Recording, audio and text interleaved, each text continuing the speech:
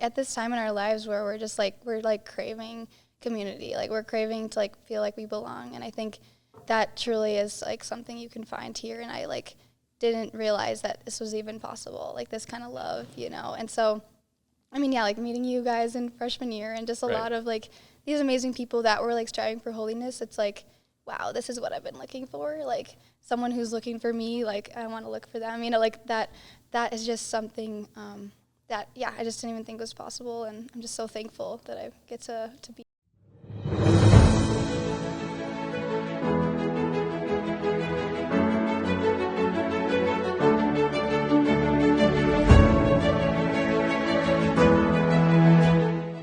What is up, everybody? Welcome back to another episode of the Vox Pauli podcast. We hope you are well there wherever you are in the world. Thanks for tuning in for another episode. Today we have a very, very, very special guest.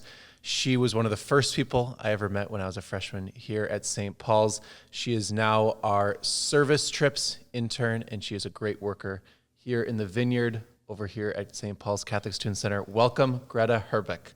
Hey, thank you. Thanks for we're pumped me. to have you. So, Greta, the first time I met you, I remember like it was yesterday. I'm up here on the 5th floor. I think it was like a Newman dinner. There was a swing dance or something like that.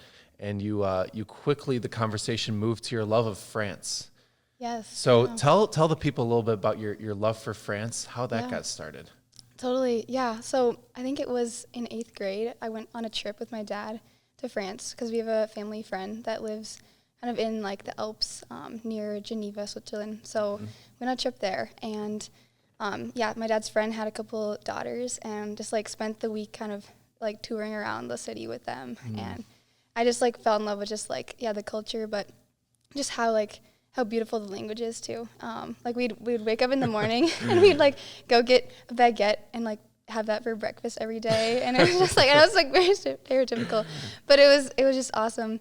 And like the whole family was just like speaking French, and I was like, oh my gosh, I want to learn this language, like this is so awesome. And so I remember the next year then in high school, like I was like, I'm gonna take French. So ever since then, like kept studying it. It was just so I just fell in love with it, and it always just kind of came easy to me. So I was like, okay, well, this works out well.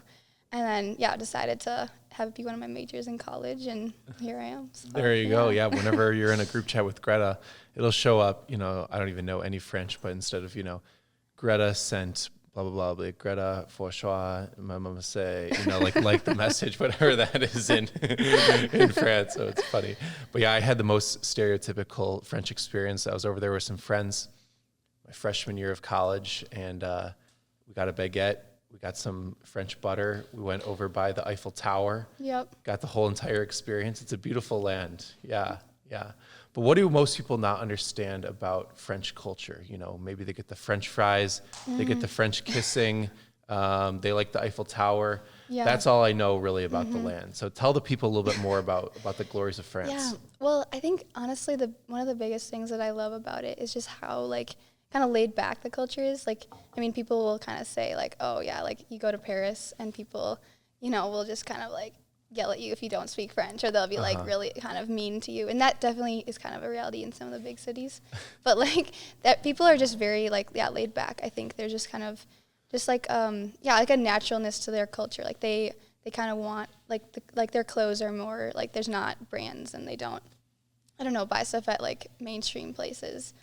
Everyone kind of wants to have like their own unique style, and I always loved the fashion. My mom's always like been into fashion brands that are from France, so I think that kind of got me into that. But also, I guess the French culture just has just a beauty, like an emphasis on making things beautiful, and I think also just the beauty now of like seeing the way that the church also just like has been like so present in France, and there's been so many saints there, and so I think there's just like, a lot of roots of the faith. And so that's something, a lot of people kind of probably forget. Yeah, speak a little bit more to that, because I know France is referred to in the church as the eldest daughter of the church, which sounds very beautiful on a tagline, but I don't know much about the history of the Catholic faith in France. So do you know much about it?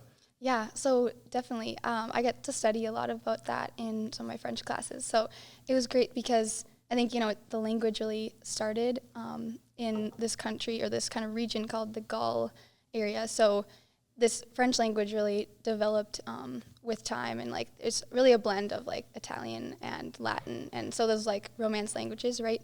But then kind of the church, became like really strong there, and I mean the Pope was even there in Avignon for a few years, which it's kind of disputed as being good or bad, but it definitely has just so many beautiful like saints that came from France, and I think amazing churches, and a lot of history has happened there.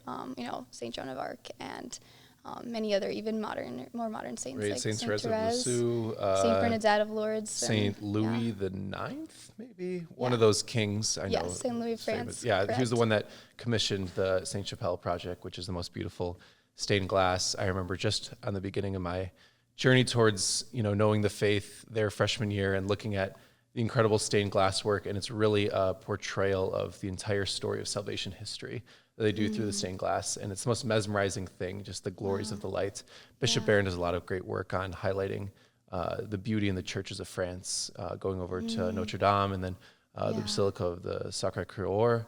Totally. And so there's just incredible, beautiful architecture and such a rich history of the Catholic faith in the French land. Definitely. Yeah. There's just so much good, I think, that came from France, and just like, the way that, the beauty kind of is emphasized, I think, is something we don't always have like in our churches here, like the tradition that the way they were built, especially the Gothic churches then. And Notre Dame is very, very well known. So. Yeah.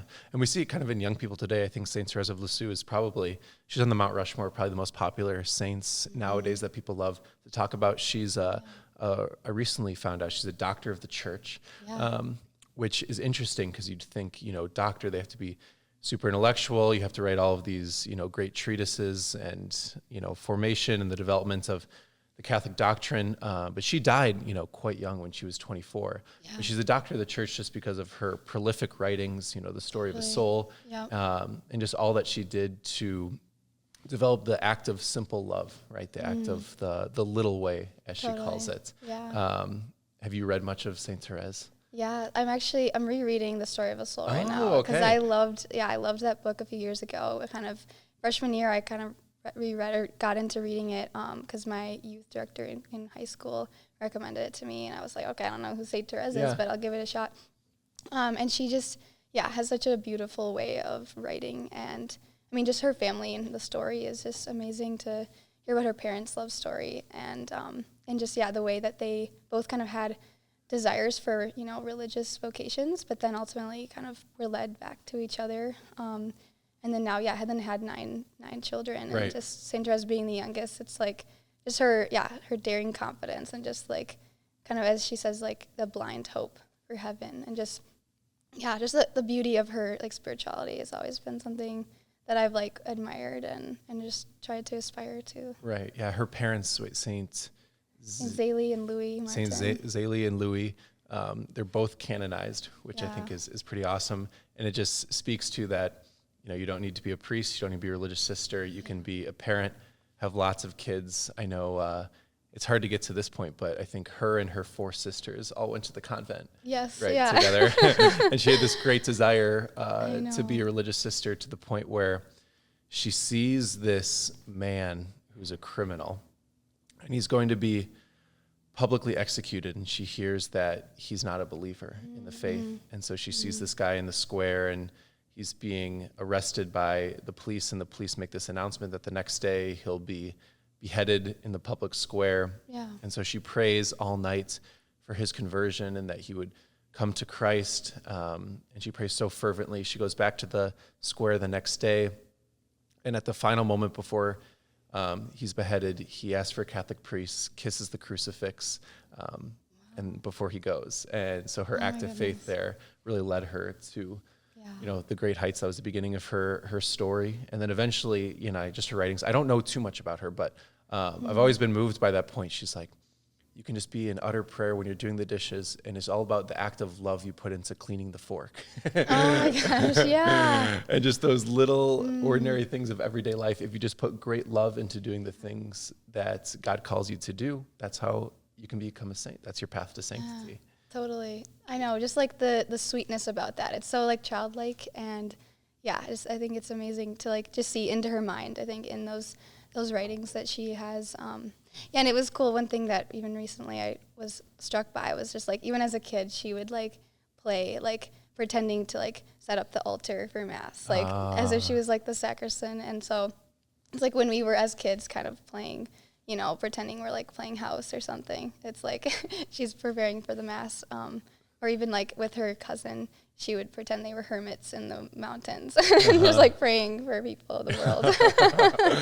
Oh, that is so awesome. So, well, you mentioned it a little bit in your story of discovering St. Therese, of the youth director that kind of guided you towards reading her in the first place. So yeah, speak a little about your testimony, your journey to the faith.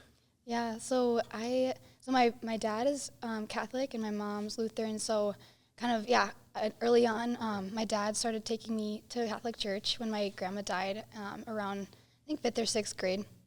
And so, I kind of just was getting more and more curious about the faith at that point, and I was going to, like, the youth group on Wednesday nights, and I really just had a great, desire for, like, the Eucharist, I think. I didn't know at the time what that was, but, like, everyone else could go to Mass and, like, go up and receive, and my dad's like, no, you have to stay down. You can't go up there yet. And I'm like, what the heck? Like, I don't like that. Like, I want to do that. I want to be a part of everything everyone is doing here. And so, just a lot of goodness and a lot of beauty that I experienced there. And so when I was 13, got to have my first communion and my first reconciliation. And that was just such a beautiful thing because I got to have it out of, like, freedom, and I think it was really my free choice to do. So I look back on that. And so then, in high school, really had a great youth director. But still at that point, didn't really know how to like understand the fullness of the faith. I think I was picking and choosing what I wanted to believe, which kind of always just leads to a life of kind of a divided heart, you know? And so, once I got to St. Paul's in like college, I knew that there was a goodness there that I had when I was younger, and like I always felt happy when I came back from Mass. Like I don't know why, but I want to know. And so I remember, just coming here and just starting to meet people, and they were just so joyful, and just like having these friendships that really just like everyone was smiling all the time. Like it was just like it's such a fun place to be, but also just like how exciting it is to learn about the why behind what this faith is, you know. And so started going on retreats, like went on SPK, and went to confession for the first time in 5 years, and it was like incredible. You know, I just had never had that presence of God feel so real. And so, so after that point, I'm like, okay, these sacraments, like they actually mean something, and they're gonna call me to like give more of my heart, and also these people that are like also going towards God, and like I want to go there too. And so it was just like started this new adventure of like, I want to make this faith like really a part of my life that is gonna be my everything. And It's beautiful. Our development director, he was giving a speech last night at an event we had in Milwaukee, and he gave this analogy I think is very apt to a lot of the experience of the students that come here to St. Paul's. He has a little daughter named Eleanor. She's 2 years old, and they recently watched Frozen. And so, this past weekend, it was the first snowfall of the year. And so she's 2, so she doesn't remember what the snow was like. So she goes outside, and she's just an absolute, like, wonder. She's just shocked, like she's bubbling, overflowing with joy, because she just doesn't know what the snow is. And so she's like, what is this, And she's so excited, and her only reference point to the snow was Frozen. But Chris compared the joy that his daughter Eleanor had for seeing the snow of the initial seeds of faith that students get to hear here at St. Paul's, where they're hearing these first messages for the first time in their lives, and maybe they've grown up Catholic, or maybe they've never had any experience of a loving God before, but they hear about the love of God and the love of the church, and how much God has planned for their lives, and just the safety and security and peace that comes with knowing that someone created you out of sheer love to just share in his goodness, and then with that, what comes along with that is just this overflowing joy of the community and all of these friends that you get to make along the way. Yeah, definitely. And it's like at this time in our lives where we're just like, we're like craving community, like we're craving to like feel like we belong. And I think that truly is like something you can find here. And I like didn't realize that this was even possible, like this kind of love, And so, I mean, like meeting you guys in freshman year and just a lot of like these amazing people that were like striving for holiness. It's like, wow, this is what I've been looking for. Like someone who's looking for me, like I want to look for them. Like that is just something that, I just didn't even think was possible. And I'm just so thankful that I get to be here now. So, Right. Yeah, exactly. Well, going back to, you're now the service trips intern, but I know a big part of your story was this service trip that you and I got to go on together along with 12 other people, where we journeyed out to the land of West Virginia. Yes, we did. So tell the people a little bit about West Virginia and Bethlehem Farms. Man, oh man, it was such a good time. We talked about it like for years. We've been talking about it. Yeah, we talk about like, it almost every time we see each other, because it just made it such an impactful part of our stories. Yeah, like I think it was Ava, Sailor, and I, and we were like two of three girls that were on this trip. So it was like the rest are all dudes. It was great. Which is awesome, because I didn't really know what we were getting into, but I was like, okay, let's do something that's like, we're just really roughing it. Like, this would be great. Like, like I don't want my phone for a week. I want to just be in the woods, like doing like stuff with my hands. Like, when do you else get to, like, when else do you get to do that, right? And so, so we were there. We were like literally staying in a farmhouse with no, heat. There was this little wood burning stove in the middle, and in the middle, like every night we would like all huddle up in the middle of it and just had the best conversations. I think we'd stay up till, we weren't supposed to know the time, but it was like 3 a.m. or something. We didn't even know. Yeah, they took away our watches, no phones. Yeah. It was just you and nature and God and the stars, and so we didn't even know what time we stayed up till. But the wee hours of the morning, I remember those late night chats, and just there is something to just taking yourselves out of the world, and the daily life is like what it would have been 200 years ago, where you're chopping wood, you're getting the plants from the fields, you're making your own food.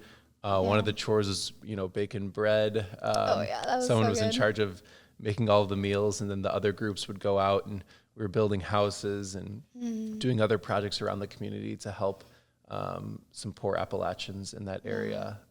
Definitely. And it brings together like so many different people, but I think like, you get to just be centered on, like, every morning we would like start with prayer, and I think that was really awesome, and like probably one of my first exposures to even like what is it like to have a morning prayer kind of thing. And so that was really great. And then I think just having like in our hearts, I think we all like crave to kind of have that simplicity, but our world has become so kind of like complex, and we just have a million things going on at once, and things that just make our lives very efficient, but kind of take away from the slowness of kind of the rhythm of life and what it used to be. So. Yeah. How have you found ways to implement that simplicity back into the busyness of everyday life?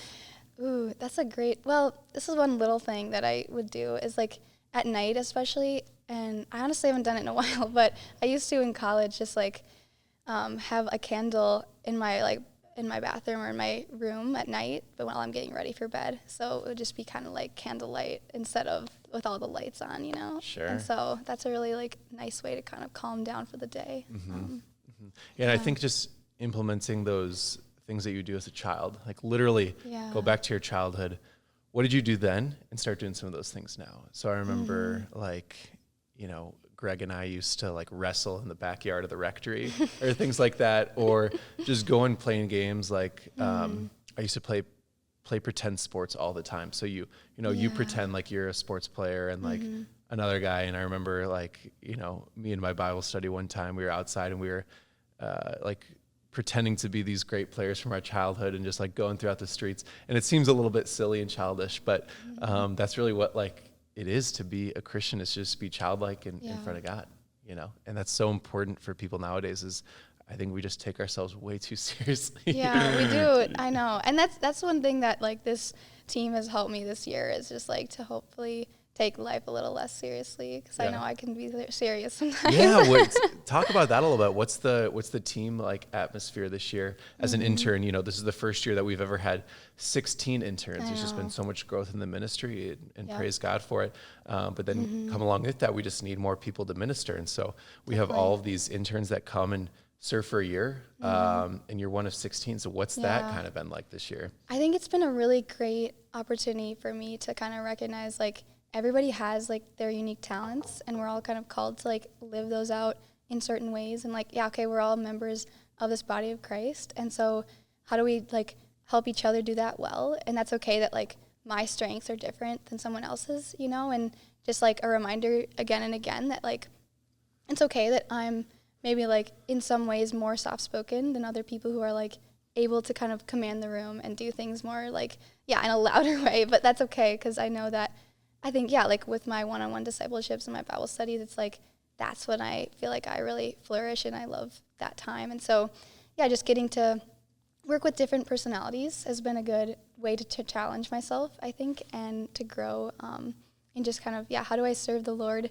with other people and like supporting them too. And so, yeah, it's been a really great way to learn, like, yeah, about myself and about how to love others. And What have you learned about, what students are going through right now as they go through college? What are some of the main things that students struggle with kind of in your journey of walking with them in discipleship? Yeah, I think a big one is definitely like kind of how do we look at how much we put towards school and like the idea of success and how much am I going to put of my identity in how well I do in school, and that's a big one. But then also just like how do I know my identity as a daughter of God? I think that's always like a big thing too that we've talked a lot about, like some of the women's nights over the years is like kind of those identities of like, okay, I'm first and foremost a daughter of God. And then like I'm also called to be a sister, to my fellow women. And then one day, hopefully, like a mother and a bride too, in a sense of like, yeah, okay, I'm a bride of Christ that like I'm meant to be espoused to him in heaven. But like at this point, like I'm preparing for those vocations right now as a daughter. So I think that's a big one. That's incredible. Yeah, it's so awesome. Yeah, and you can kind of, there's so many issues that students struggle with, anything from, the social media that they're going through or all of the, so much pressure on school and the future and whatnot, to just the everyday problems of everyday life. Like my friend groups are bad, or, this is a vice that I'm struggling with, or the party scene's crazy here at UW. But it all comes back to, right, that root identity, as that's where we get lost, as losing that identity as a son and daughter of God.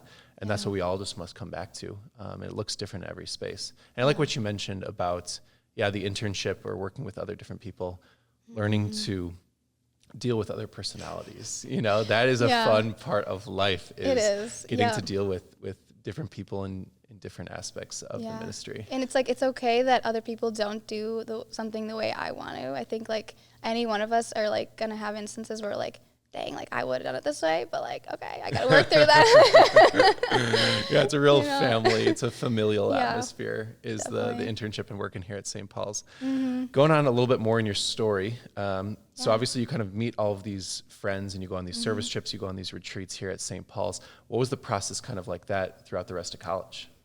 Yeah, I think, after freshman year, I think getting a little more, involved in like leading others was a big point of like looking in myself, like, okay, am I really believing what I'm saying? Okay, if I'm going to lead others in a Bible study or like discipleship, do I actually believe this? And like actually coming out of my own like mouth, these words to like, oh yeah, to believe like truly that Jesus is the Son of God and like he came to like forgive our sins and like that means something for our lives, And so I think that process of starting to call others higher was something that was really exciting, and got to be on the team for SBK as well. And that was awesome. I was the music coordinator for 33, and that was so fun. And just like, just that whole journey of, being on a team with others, like planning this retreat and then getting to like really invest in retreatants in a specific way. So I think I hadn't really ever kind of sacrificed in that way where it actually kind of hurts a little bit, and that's like the true call in our Christian life, is to like, to deny ourselves, and it's going to hurt. There's going to be a cost. Like, it's not going to be easy, and, like, that's how we learn to love, and, like, that's when it gets good. So. Right, exactly, yeah. Same Mother Teresa, when she says, love until it hurts, you right. take that seriously. Totally. Yeah, I recently heard it said that they're talking about, like, what's the definition of maturity? What does maturity mean? And this guy was talking about that, at the beginning of our lives, you're dependent upon everyone else for everything, Oh, I need some food, or, oh, I need to be taken care of, I need you to make my lunch. And then over time, you kind of, are responsible for some of those activities. But then the real process of maturity is when you do those things for others, right? Yeah. And that's really 100%. The outpouring of yourself. They become a gift to the people around you, and you serve them in those capacities, no matter what they need. You're available for them. Yeah.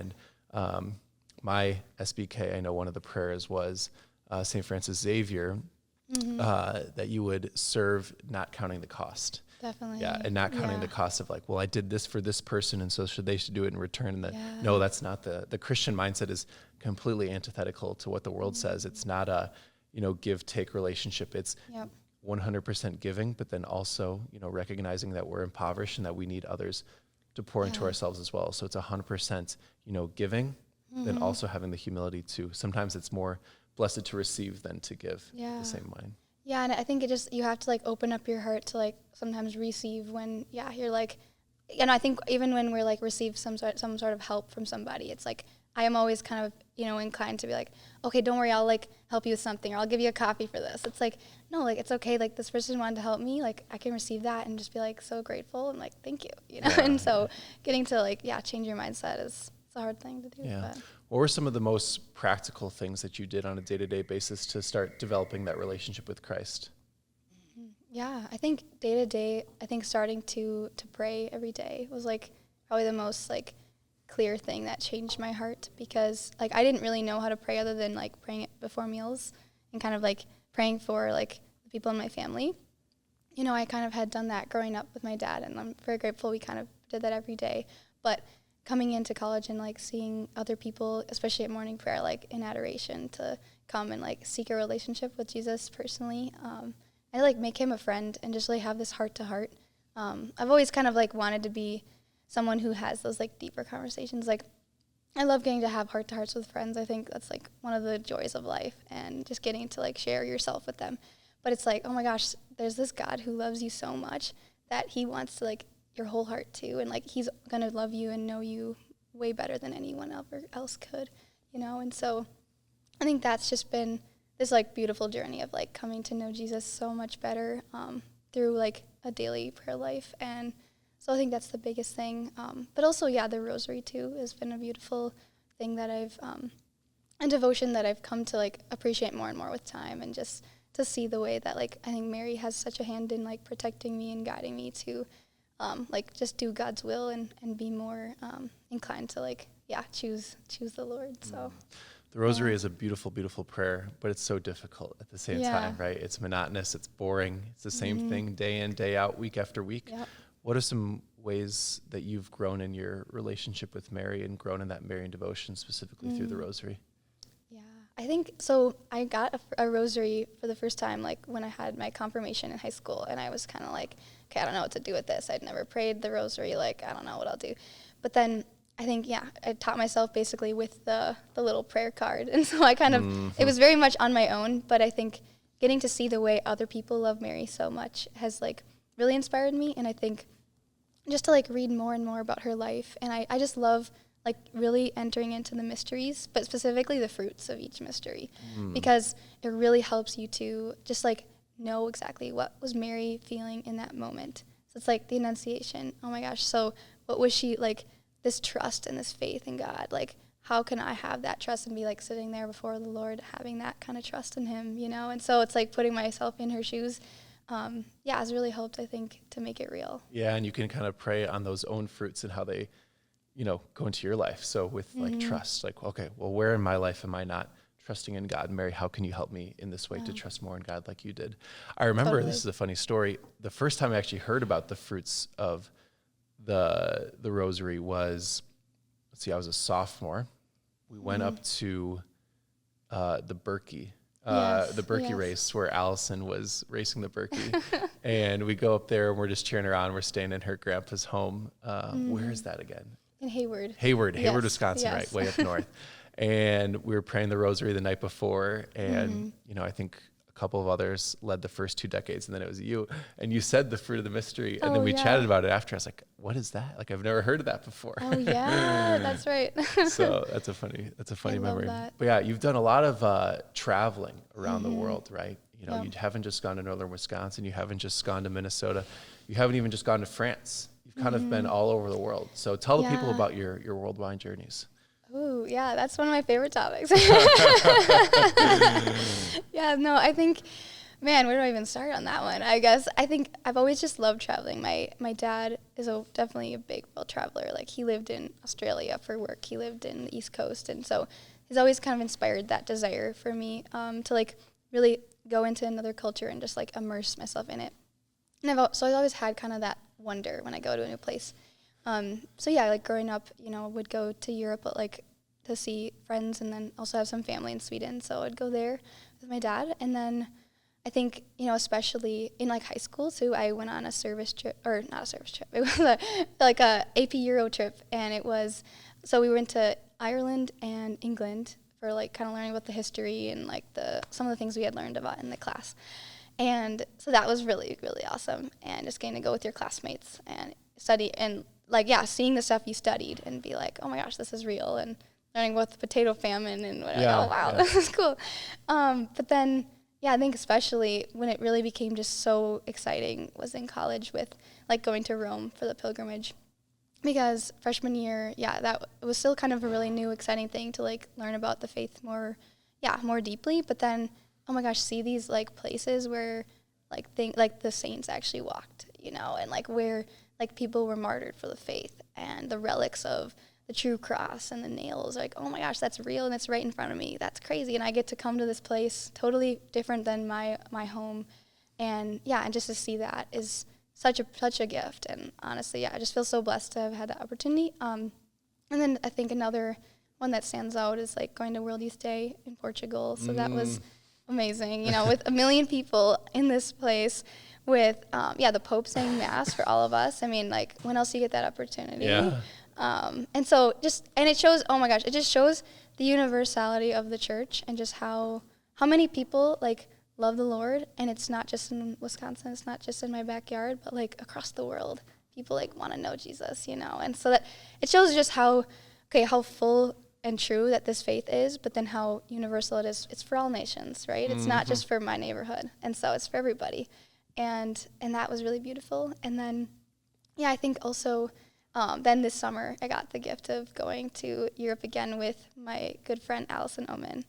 And so, we had a big journey there. But you guys went all over the place. Yeah, it was like probably, we kind of think of it as like 5 little legs to our journey. So we started in Sweden and met up with my dad there, and we got to go to Stockholm and stay on this little boat, which is awesome. It was like this beautiful view of the city. And then I met up with lovely Kennedy and Sam Larson as well, to go to the Camino de Santiago. So if you haven't heard of that, it's like this amazing pilgrimage to kind of walk the ways that many of the old Christians did to the tomb of the Apostle St. James.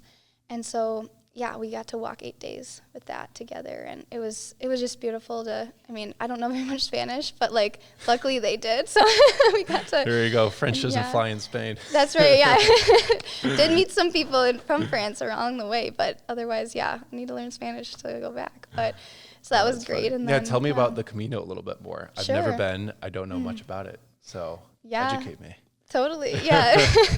There's like many ways you can do it. It's kind of choose your own adventure is how I would say it. Like you can do the full thing, which is, I want to say like a month or 6 weeks. So you start in France and you just walk basically. So the idea is that you just like are walking with only things on your back in a backpack. And you're just kind of, praying as you go and just like stopping in churches along the way. And you get a little passport and you stamp it along the way, like at different bars and churches. And then at the end, like you have this little book, and hopefully, you've gotten at least 6 days worth of stamps. And that's kind of what you need in order to like say that you did the Camino. But we did 8, so we went a little above. There we go, a little beyond. And that was just a gift. You really bond, just like the fatigue of your body and your feet. I mean, it's insane. You're walking all day long. So it's really physically and mentally tiring, but it's really beautiful. Yeah, I just had a sliver of the Camino. We call it the Whiz Camino, but I and a couple of friends, producer Kennedy here was along this journey, but we just walked from here in downtown Madison all the way out to New Glarus, which is just over, it was 26 and a half miles, so just over a marathon. Wow. But I heard that was like a routine, length of leg you guys did in the Camino, and I was wiped out, and I consider myself, a pretty good athlete. And I was like absolutely wiped out that day. And I'm like, that's hard. That's impressive to walk that long for such a long journey. Well, you would think that running and walking like translate with fitness, like fitness wise, but they just kind of are very different somehow. So Yeah, it's very human, all the things from like, of course, adoring the Lord, and all the different churches and stuff you stop along with, just like meeting a ton of different people along the way. I know that's a big part of the Camino, but then also just walking. Like walking is so unique to humans. It is, yeah. And I think, just doing the ways that's the way people would travel. Like they wouldn't, back in that time, they wouldn't have like cars to get around. So it's like, okay, I'm going to go somewhere. I just got to walk there, but it's going to take a while. There's so many different stories. I can think of 2 Marian apparitions in specific. We'll start off with Our Lady of Guadalupe, Patroness of the Americas, shout out. And Juan Diego. So I heard the story again over the weekend, went to a Great Men of Christ conference, and the speaker was talking about Guadalupe.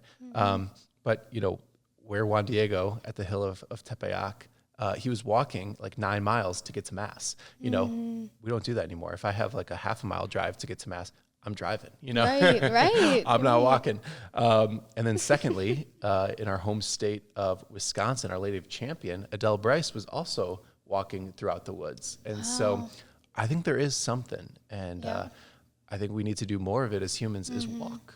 Yeah, well, when I got back, my mom was kind of laughing at me because, like, I was like, I'm going to walk to church. It's, like, 2 miles away. But, like, she's like, why would you do that? Like, now I just really want to walk. Like, it just kind of changes your desire of, like, it's slower. And, no, it's not, you're not getting there as fast.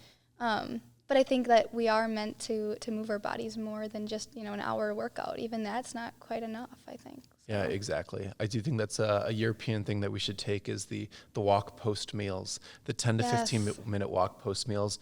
It's a great hack for life for those of you out there. Lowers the blood sugar a little bit, helps you avoid that, post lunch nap that you want to take. Just resets the system, allows you to keep going on through life, get a little exercise while you're at it, some good conversation. So I think we got to be walking more. No, we do. It's super good for your digestion. It's super good, for your mood. And just like, I think at the end of the day, then you actually feel tired. When you're sitting all day, you just really don't have that same like quality of sleep too. As they say, sitting is the new smoking. So right. There you go. That's right. That's what they say. I've always had a dream. We have Run Club here at St. Paul's. Every Friday, 6:15, you got a pack of runners going for 4 or 5 miles. But I think we got to start a walk club here eventually. So we'll build up to that. That's right. Yeah. The one thing else you mentioned in your story was you were the musician for SBK. I know music's a big part of your background. Yeah. So tell the people a little about your love for music. Oh, totally. Yeah. So I started piano lessons when I was in first grade. And so that was kind of my first intro into music. My grandma was a big part of that. She, would be there with me, like doing the flashcards and like doing all the music theory, and so I really had a love for music through piano. Still to this day I'm playing, and I'm just grateful for kind of all of that. And up through high school was kind of competing in those competitions where you go in the little room with the judge and you have to like play your song, and super scary. You're like, oh my gosh, my hands are sweaty, but it was fun, and so that was always something I loved. But then and also did viola in the orchestra growing up, so that was really fun to be in a group with other people playing. So that was something I didn't get with piano. But I think, then coming into college, I was like, I need to do music in some way. I don't really know what that's going to look like, but then I joined the choir here when Maria now Fenningworth was the director for choir. So got to learn a little bit of like how to sing. I always liked singing, but didn't really know like the formal ways of like how do you like hold your posture, how do you do those things. So like learning some of those techniques were really helpful. And then kind of putting it all together, it's like, okay, I could play little ukulele and sing, and let's try that. But that's great. Yeah, the musician or the choirist, I don't know if that's a word. Music coordinator or the people in the choir, they always refer to your voice as an instrument, which I never heard that referred to. I always thought singing, you're good or bad, but it's really something that you can work at. I've heard a little bit of the technique. I'm already very proficient at singing myself, as those around St. Paul's know. I won't give the people, a preview of that right now. You can, just follow me on Spotify. You'll see all the drops and the singles. We're at #1 in the charts all the time. Just kidding, of course. We'll get to that point eventually. But anyways, no, it really isn't art. It's a hard thing to do to be good at singing. Definitely. I know. Well, it just takes like a lot of time to practice, and I think you have to like just have to know how to hold your voice and how to play the different notes. But like it goes into also like what you drink before. Like I learned like you don't really want to have like milk or like even coffee like before can kind of change Really? the way your tone I've heard sounds. peanut butter is bad as well. Peanut butter, also. definitely. That's why I'm always drinking tea, you know, actually. Gotta keep the pipes clean. That's right. It helps, though. It helps, yeah. Oh, that's funny. Well, as we wrap up here, my final question for you. So if you had a message for the students of UW-Madison, what would it be? Oh, yeah. I think, man, I would say just like to not be afraid, you know, to not be, and I know we hear that in the gospel and like all the time, right? But just like don't be afraid to like take that step that you're afraid to do, like to ask that person that like you want to ask out, like to, you know, do that next thing that you're really scared about but like has been a goal of yours. Like just take action and do it. You know, I think we're always kind of in that moment where we're like sitting before the edge of the pool and we're like, I don't want to jump in, I'm scared, it's gonna be cold, I don't want to do it, right? But just jump in, just do it, don't be afraid. So I think that really applies to the spiritual life too, and just don't be afraid to just love boldly and to ask big questions and ask big things of the people you're leading and just call them into like a passionate love for the Lord. So I love it. We'll end with one final quote from the CEO of Lululemon, Chip Wilson. The only words I don't want to say in life are this: I wish. There you go. Greta, thank you very much for Andrew. coming on the pod today. Really, really enjoyed the conversation. I appreciate it. Hope you guys enjoyed it out there as well. Stay tuned for more episodes. Thanks again for listening. Take care. Pox, Godspeed, St. Paul, pray for us. Thanks, guys.